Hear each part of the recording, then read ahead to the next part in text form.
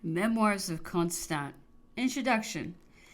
The life of a man obliged to make his own way, and who is neither a mechanic nor a tradesman, does not ordinarily begin about his 20th year.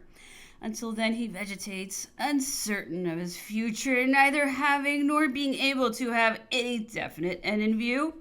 It is only when his powers have attained their full development, and his character and propensities at the same time incline him towards such a part that he can decide upon the choice of a career and a profession.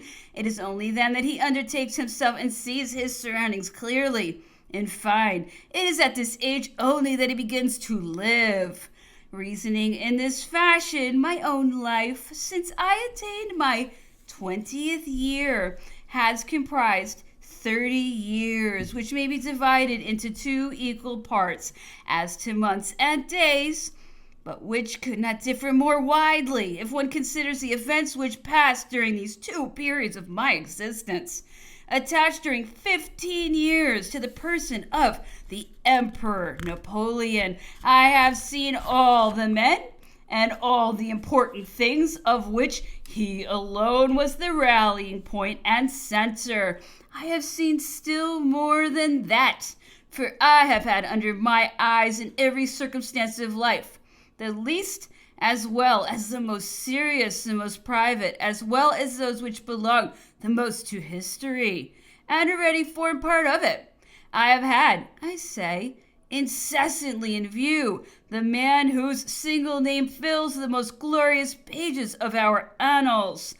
15 years I have attended him in his journeys and his campaigns, at his court, and in the privacy of his family. Whatever step he might decide on, whatever order he might give, it was difficult for the emperor not to take me, even involuntarily, into his confidence. It was without my own will that I more than once found myself in possession of secrets which I would frequently have preferred not to know. How many things occurred during those 15 years? In the emperor's vicinity, you lived in the midst of a whirlwind. It was a succession of swift, bewildering events. You were dazzled, and if you tried to fix your attention for an instant, another flood of incidents came with a rush which carried you off your feet without giving you leisure to consider them. At present, these times of dizzying activity have been succeeded for me by the most absolute repose in the most isolated of retreats. And again, it is an interval of 15 years which has elapsed since I quitted the emperor. But what a difference! What is there left to do nowadays for those who, like me, have lived amidst the conquests and marvels of the empire? If in the vigor of manhood our life has been blended with the movement of those years so short but so thoroughly occupied, it seems to me that our career has been long enough, too sufficiently well filled. It is time for us to betake ourselves to repose. We may well withdraw from the world and close our eyes, but what is there left for us to see which can compare with what we have already seen? Such spectacles do not occur twice in a man's lifetime. After having passed before his eyes, they suffice to replenish his memory during the rest of the time he has to live. In his retirement, he has nothing better to do than to occupy his leisure with the memory of what he has beheld. And it is this which I have done. The reader will easily believe that I have no more customary pastime than to recur in fancy to the years I spent in the emperor's service. As far as possible, I have kept myself acquainted with all that has been written about my former master, his family, and his court. What long evenings have slipped by like moments while my wife and my sister-in-law have been reading these aloud to the family. Whenever I encountered in these books, some of which are really nothing but miserable rhapsodies, statements that were inexact, calumnious, or false, I took pleasure in rectifying them, or rather in proving their absurdity. My wife, who lived like me, and with me in the midst of these events also acquainted us with her reflections and explanations, and with no other object but our own satisfaction, she noted down our common observations. All who came from time to time to see us in our solitude, and who took pleasure in making me talk of what I had seen, astonished and too often indignant at the falsehoods which ignorance or bad faith have vied with each other in retailing about the emperor and the empire, evinced to me their satisfaction with the information I was enabled to give them, and advised me to communicate it to the public. But I have never dwelt upon this thought, and was very far from imagining that I might some day be the author of a book myself, when Monsieur l'Advocat arrived at our hermitage and urged me with all his might to publish my memoirs, which he proposed to bring out himself. At the time when I received this visit, which I was not expecting, we were reading in the family the Memoirs of Monsieur de Beauharnais, which had just been published by the firm of l'Advocat. And we had more than once remarked that these memoirs were exempt from that spirit of depreciation or infatuation which we had met with so frequently, and not without disgust, in other books treating of the same subject. Monsieur l'Advocat advised me to complete the biography of the emperor, which Monsieur de Beauharnais, on account of his high position and customary occupations, had been intent on displaying merely in its political side, after the excellent things he had said of this.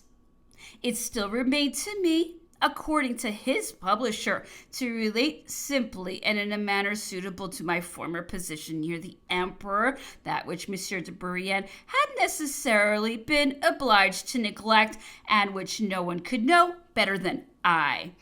I willingly confess that I found but little to urge against Monsieur l'Advocat's arguments, and that he ended by convincing me when he made me reread this passage from the introduction to Monsieur de Beauharnais' memoirs. If all the persons who approach Napoleon, no matter at what time or place, will frankly record all they saw and heard without any sort of prepossession, the future historian will have an abundance of materials. I desire that he who shall undertake this difficult task may find in my notes some hints that may be useful to the perfection of his work.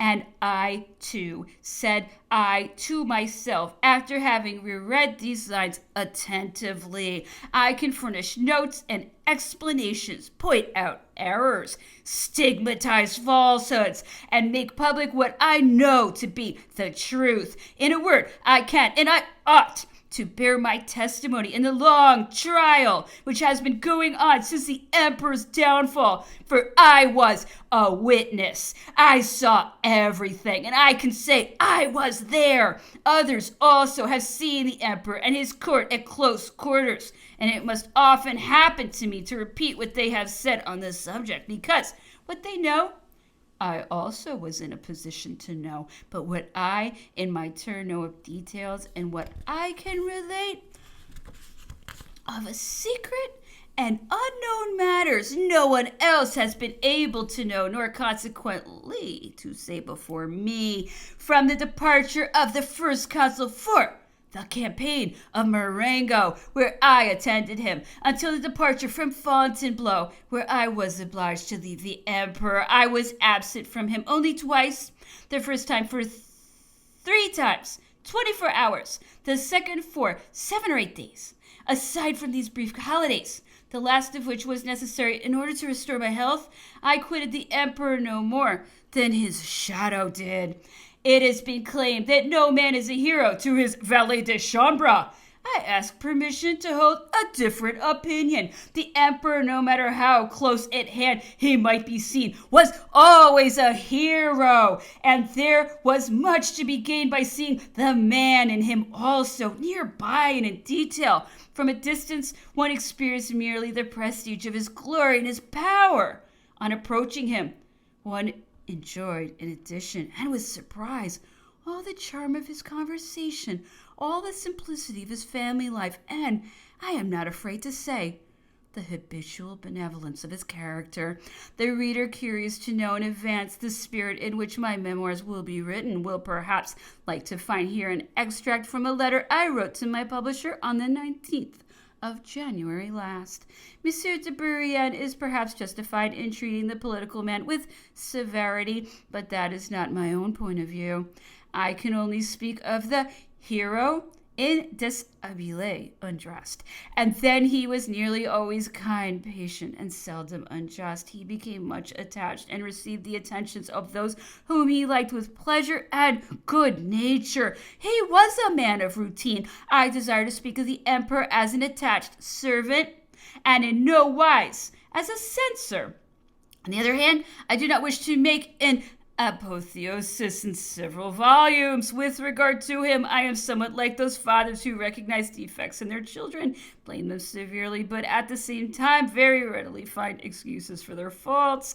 I beg pardon for the familiarity, or if you like, the impropriety of this comparison on behalf of the sentiment which inspired it. For the rest, I propose neither to praise nor to blame, but simply to relate what is within my own cognizance, without seeking to bias the judgment of anyone.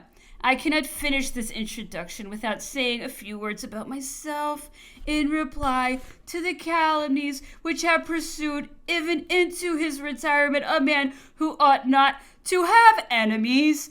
If, in order to avert this misfortune, it were enough to have done a little good and never any evil, I have been reproached with having abandoned my master after his downfall, with not having shared his exile. I will prove that if I did not follow the emperor, it was not the will to do so which failed me, but rather the possibility.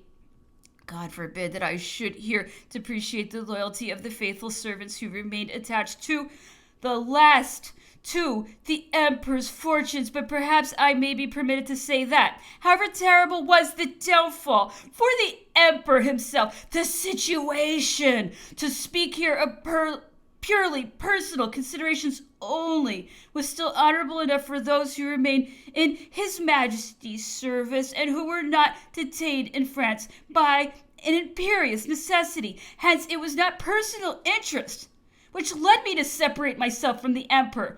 I will explain the motives of this separation. The truth will also be made known concerning a pretended abuse of confidence, of which, according to other rumors, I was guilty. With regard to the emperor, the simple recital of the misapprehension which gave rise to this fable will suffice, I hope, to clear me from all suspicion of indelicacy. But if additional testimonies are needed, I will invoke those of the personages who lived in the greatest intimacy with the emperor and who were likewise in a position to know and appreciate what passed between him and me. Finally, I will appeal to 50 years of an irreproachable life and say, in times when I found myself so situated that I could render great services, I rendered many, but I never sold them. I might have derived advantage from the measures I took for persons who, as a result of my solicitations, have acquired an immense fortune, and I have refused even the legitimate profit which, in their gratitude very lively at that epoch, they thought they ought to offer me by proposing that I should have an interest in their enterprise. I never tried to take advantage of the benevolence with which the emperor so long deigned to honor me in order to enrich or secure places for my relatives, and I retired poor after 15 years spent in the special service of the richest and most powerful sovereign in Europe. This said, I will await with confidence the judgment of the reader. Chapter 1. I shall say very little about myself in my memoirs, for I do not believe the fact that nothing in them can interest the public but details concerning the great man to whose service my destiny attached me during 16 years, and whom I hardly ever quitted throughout that period. Still, I shall ask permission to say a few words about my childhood and the circumstances which led me to the post of valet de chambre to the emperor. I was born December 2nd, 1778, at Pérouse, a town which became French at the time of the reunion of Belgium and the Republic, and which then found itself comprised in the department of Jemaps. Shortly after my birth, my father took the little establishment called Petit Chateau at the Baths of Saint-Amand, where persons lodged who came to take the waters. He was assisted in this enterprise by Prince de Croix, in whose house he had been steward. Our affairs prospered beyond my father's expectations, for we received a great number of illustrious invalids. When I had just reached my 11th year, Count de Lourdes, head of one of the first families of Valenciennes, was one of the residents of the Petit Chateau, and as this excellent man had taken a great liking to me, he asked my parents to allow him to bring me up with his sons, who were near my own age. At this time, it was the intention of my family to educate me for holy orders in order to please one of my uncles, who was Dean of Lessines. He was a man of great learning and austere virtue. Thinking that Count de Lourdes' proposition could make no change in his future projects, my father accepted it, believing that a few years spent in so distinguished a family would give me a taste for learning and prepare me for the more serious studies I would have to make in order to embrace the ecclesiastical order. I set off, therefore, with Count de Lourdes, extremely sorry to leave my parents, but at the same time very glad, as is usual at my then age, to see a new place. Count de Lourdes took me to one of his estates near Tours, where I was received with the most benevolent friendship by the Countess and her children, and was treated on a footing of perfect equality with them, and given daily lessons by their tutor. Alas, I unfortunately did not profit long enough by this kindness of the Count de Lourdes and the lessons I received in his house. Hardly a year had elapsed since our installation at the chateau, and we heard of the king's arrest at Varennes. The family in which I found myself experienced profound despair on account of it, and child as I was, I remember that I keenly regretted this news without being able to tell myself why, but doubtless because it is natural to share the sentiments of those with whom we live. When they treat us as kindly as the Count and Countess de Lourdes had treated me, nevertheless I was still in the happy thoughtlessness of childhood, when I was awakened one morning by a great noise. Presently I found myself surrounded by a considerable number of strangers, not one of whom was known to me, and who asked me a host of questions which it was quite impossible for me to answer. I learned then only that the Count and Countess de Lourdes had emigrated. I was taken to the municipality, where the questions began again in a fine style, but as uselessly as ever, seeing that I could only respond by the abundant tears I shed at seeing myself abandoned in this fashion, and far away from my family. I was too young then to reflect on the Count's conduct, but I have thought since that my abandonment itself was an act of delicacy on his part, as he was unwilling to make me emigrate without my parents' consent. I have always had the conviction that before his departure, Count de Lourdes had recommended me to some persons who had not dared to claim me, lest they should compromise themselves, which, as everyone knows, was then extremely dangerous. Here I was then, at the age of 12, without guide, support, or shelter, without advice or money, more than 100 leagues from my native place, and already accustomed to the amenities of life and a good family. Who would believe it? In this condition of things, I was regarded as a suspicious character, and the authorities of the place required me to present myself monthly to the municipality for the greater security of the Republic. I remember perfectly, moreover, that whenever it pleased the emperor to have me relate these tribulations of my childhood, he never failed to repeat several times, "The imbeciles!"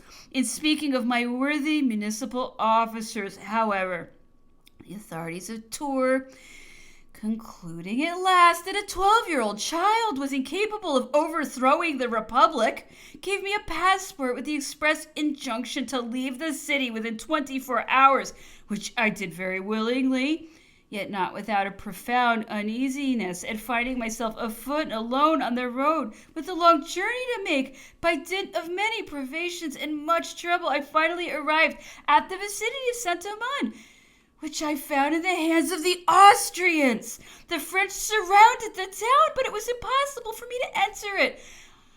In despair, I sat down on the side of a ditch and was weeping bitterly there when I was noticed by Major Michaud, who afterwards became colonel and aide-de-camp to General Loisson.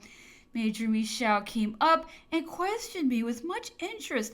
He made me tell him all my sad adventures and seemed touched by them, but showed me how impossible it was for him to have me taken to my family, having just received a furlough which he was going to spend with his own family at Chinon.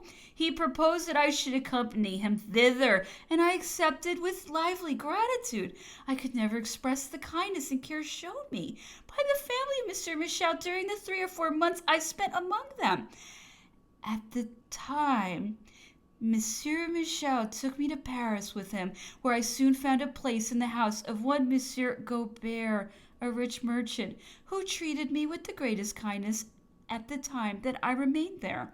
I saw Monsieur Gobert recently, and he reminded me that when we traveled together he was careful to leave one of the seats in his carriage at my disposal, on which I lay down to sleep. I mention this circumstance with pleasure, since although otherwise of small consequence, it shows Monsieur Gobert's kindness towards me.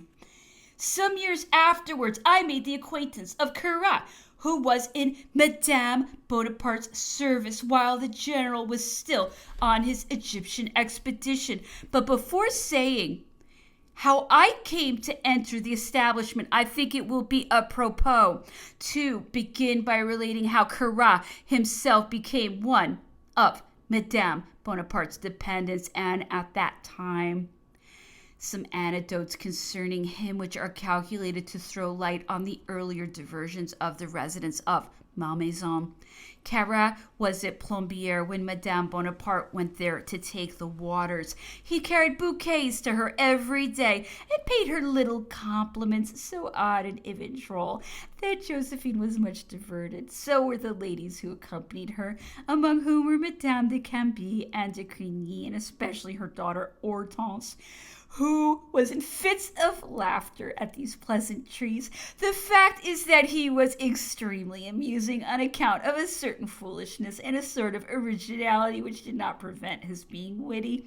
His drolleries having pleased Madame Bonaparte, he completed them by a sentimental scene at the time when that excellent woman was about leaving the watering place. Carat wept, expressed as well as he knew how the keen regret he would feel at not seeing Madame Bonaparte daily, as he had contracted a habit of doing, and Madame Bonaparte was so good-natured that she did not hesitate to carry him back with her to Paris.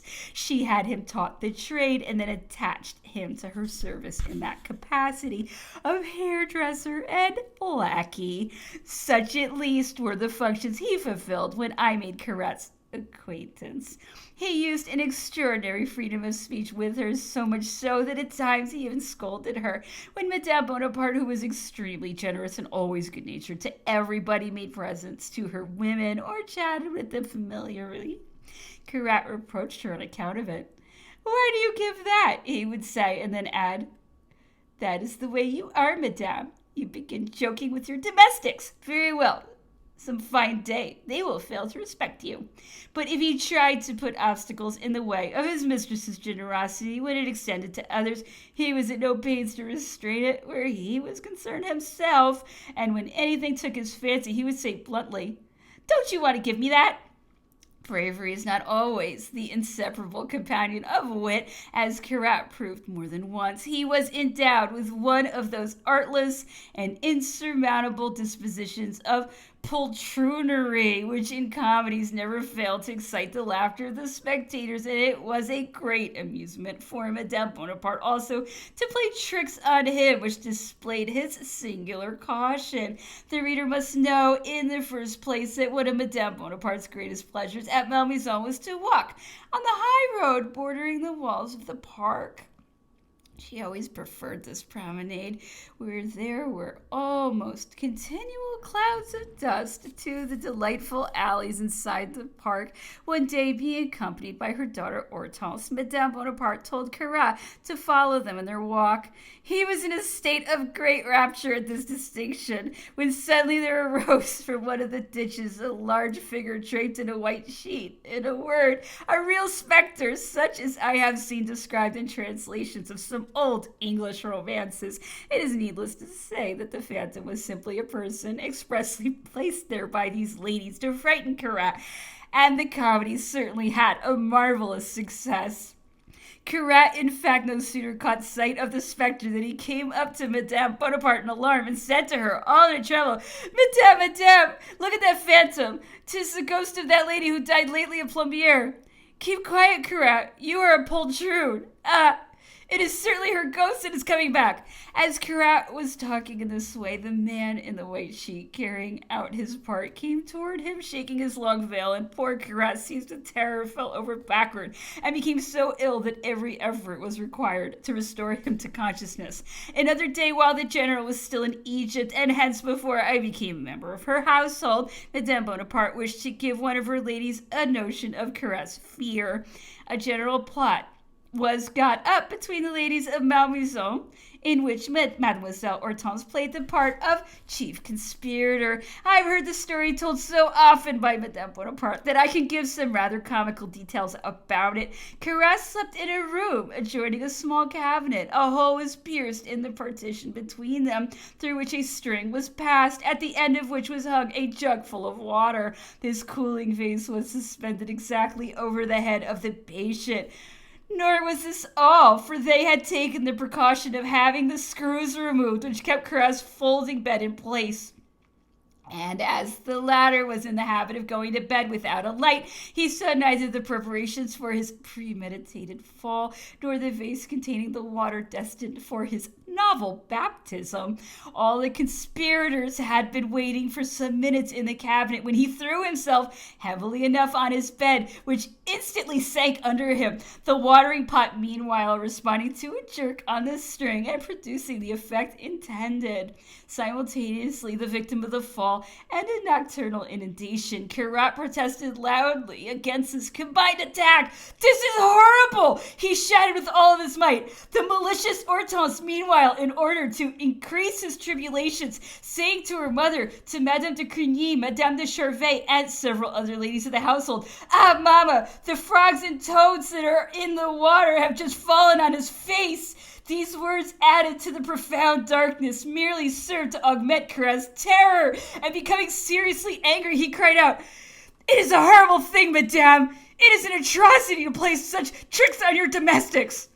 I would not venture to asseverate that Carat's complaints were entirely out of place, but they merely served to excite the gaiety of the ladies who had taken him for the butt of their pleasantries. However that may be, such were the character and the position of Carat, when, after I had been some time acquainted with him, and General Bonaparte had returned from his Egyptian expedition, he told me that Monsieur Hortense de Beauharnais had applied to him for a confidential valet, his own having been detained at Cairo by a rather serious malady at the moment of departure. This man was called Lefebvre, and was an old servant entirely devoted to his master, as all persons must have been who were acquainted with Prince Eugène, for I do not believe there were ever existed a better man, more polite, more full of consideration and even attentions for the persons in his service. Carat, having told me, therefore, that Monsieur Hortense de Beauharnais wanted a young man to replace Lefebvre, and proposed that I should take his position, I had the happiness of being presented to and suiting him. He was even kind enough to say to me, on the very first day, that my physiognomy pleased him greatly, and that he would like to come to him at once. On my part, I was enchanted with this situation, which, I don't know why, presented itself to my imagination under the gayest colors. I went without loss of time to find my modest luggage, and there I was, valet de chambre ad interim of Monsieur de Beauharnais, never thinking that I would one day be admitted to the special service of General Bonaparte, and still less that I would become the chief valet de chambre of an emperor.